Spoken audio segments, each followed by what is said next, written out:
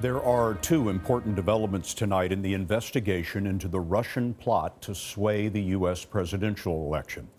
We learned today that a lot of those crazy conspiracy theory stories masquerading as news in the days before the election were not written by American partisans. They were concocted by an army of Russian disinformation specialists who had been ordered to sow confusion among the American voters. Also today, the New York Times reported that the White House has been secretly feeding information on the investigation to the Republican chairman of the House Intelligence Committee. We'll begin there with Major Garrett. The New York Times named two national security staffers, Ezra Cohen-Watnick and Michael Ellis.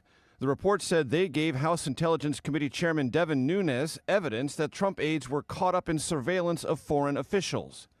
Last week, Nunes viewed classified documents in a secure facility on White House grounds. He then briefed the media and the president.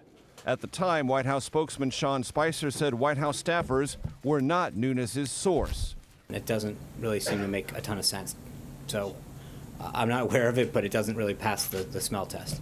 Today, the White House would neither confirm nor deny the Times report. I'm not commenting on the reports, Major. We are not going to start commenting on one-off anonymous sources that publications publish. If it were wrong, would you tell us? I'm not going to get into it. In a letter, the White House invited the leaders of the House and Senate Intelligence Committees to view classified information it said was relevant to the committee's investigation. The White House said the evidence turned up in the ordinary course of business.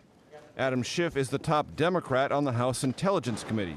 He says today's report raises even more questions about the actions of the White House and Chairman Nunes. And they can present it to the White House staff or the president himself at any time.